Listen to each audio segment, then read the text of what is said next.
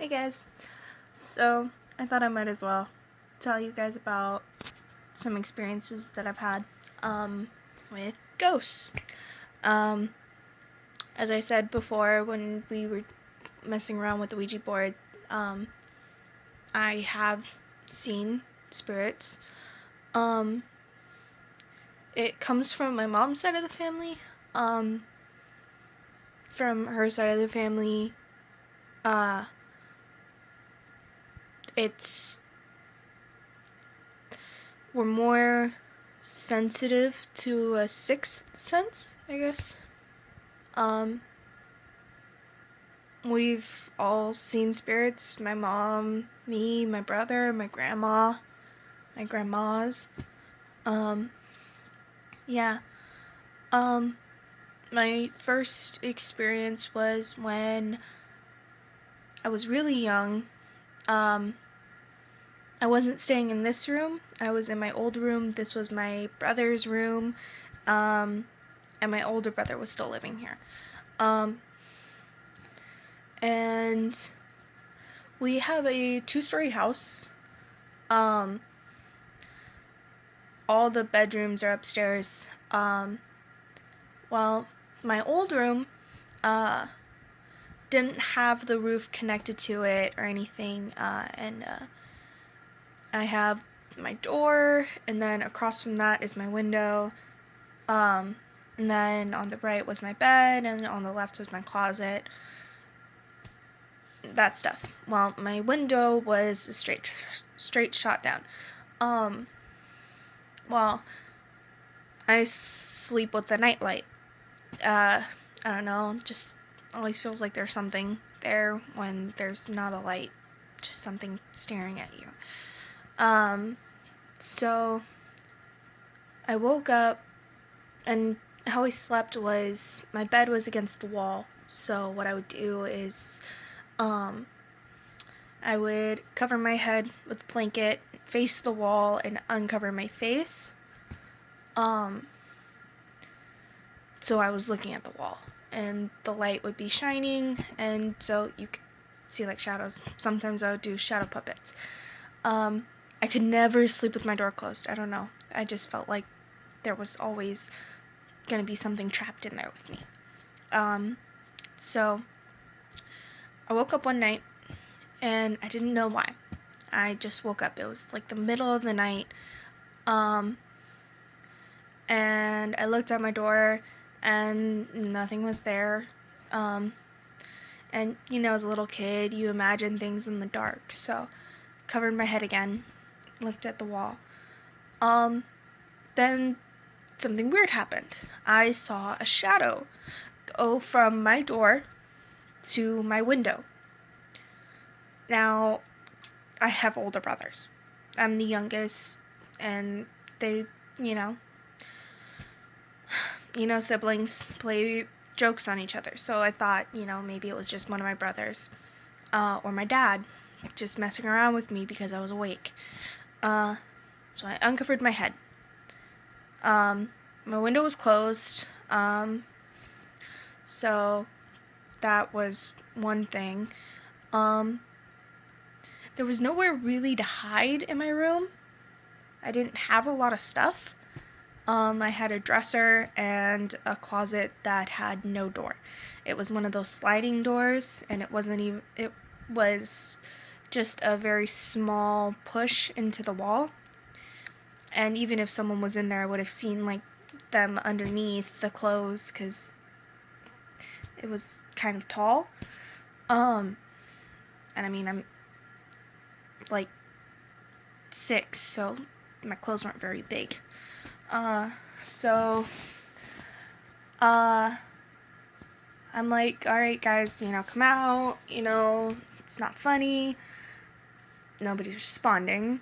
So I decide, alright, they could be under my bed. So I look under my bed, there's nobody there. Then I look at the end of my bed.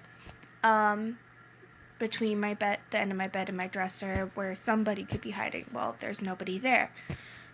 So then I freak out because I'm a little kid. I just saw a shadow. Something's in my room. So I go back, lay down again, and cover my head again, and just stare at the wall. Well, a few minutes, or maybe a few seconds after I do that, I see that same shadow go from my window back to my door.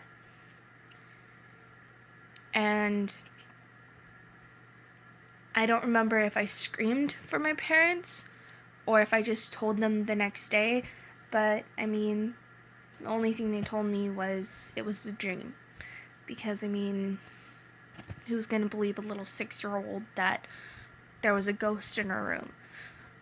My dad, he's kind of a closed-minded person. He doesn't believe in that stuff. I mean, him and my mom stayed at a hotel once, and my mom could see the ghost of a woman, and it would wake her up, and it was literally standing next to my dad and next to his side of the bed, and she woke him up, and he didn't even see it. But I don't know. Maybe it's because we're sensitive. Maybe it's because we're... I don't know. I don't know why we see it. But that wasn't the first time. I went to a church camp. Funny place to see a ghost, right? It was a weird thing. There was definitely a rumor, but it was true.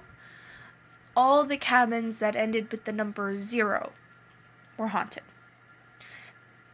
And most of those were 2-story cabins. Well, the one that my church had, because it was basically a whole bunch of different churches, sent, like, the little kids there.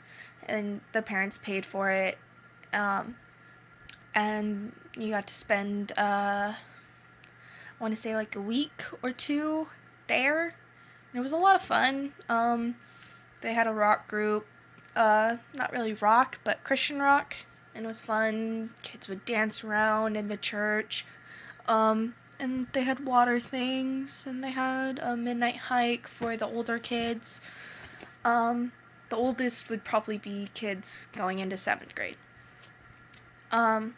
But the cabin that we had, nobody ever liked to stay upstairs. Well, we didn't have enough beds downstairs for everybody to stay in. So none of us actually wanted to stay upstairs. So what we did is we moved the mattresses downstairs, and we ended up still sleeping down there. We found a room. Well, there was this old dresser that was up there. Nobody really knows the story about it. I never knew the story about it. Well, I remember that a lot of kids' stuff went missing. I ended up missing a pair of underwear. It was a lot of undergarments, but the cabins were locked, and the only people that could come back were the gophers or your counselor. Or not counselor, but cabin leader. And they had the keys. So it couldn't have been anybody. And I mean, why would some little girl take another girl's underwear? It's just weird. But that wasn't the only thing. I guess when kids went on the midnight hike, the older kids, the younger kids that had to stay would have experiences. One girl told me she felt someone, like going like that on her arm. They would hear someone running upstairs, and nobody was staying up there. It was always locked. They would hear, like, I guess one girl said that she heard, like, someone whispering next to her, but nobody was allowed to be out of bed after lights out. Your cabin leader would get pissed. But when it came to the end, when we had to put the mattresses back away upstairs, our cabin leader had unlocked the doors. But when we went up there, the doors were locked. And it was really weird. The cabin leader couldn't even explain it. She knew she had unlocked it. And even after she came and unlocked it, I think we had some trouble opening the door anyway. Then over on the boys' side, it was the same thing. I had a friend, he told me about how there was like a hook hanging from the ceiling and it would swing around. They had their cabin door slamming open and closed, that they actually got in trouble by their cabin leader because the cabin leader thought it was them when none of them were up. But yeah, it was weird, especially for a church camp. It was definitely something you wouldn't expect, but I mean, all the stories are coming from kids, so who's gonna believe them, right? But yeah, the last experience I had was at my friend's house, the one that I did the Ouija board with. It was after a friend of ours had gotten into a crash and died. They had a candlelight memorial for him at the school, so I went to comfort her, and I stayed the night at her house to be a support for her. And we were falling asleep, and she has a little coffee table kind of thing in her room, and it was by the window, and we could have sworn that somebody was, it looked like there was a shadow figure standing on the table. I saw it clear as day, and she said that she saw it. I only noticed it after she mentioned, "Hey, does it look like someone's standing on that table?" And I looked over and I saw it clear as day. There was a shadow. There was a shadow figure standing on that table. So, yeah, those are my experiences. I know I'm probably gonna get a lot of things like, "Oh, that could have been explained," or, "Oh, you were a kid. It was your imagination." I know, but something that happened. And until it happens to you, you can't always believe what someone says. So,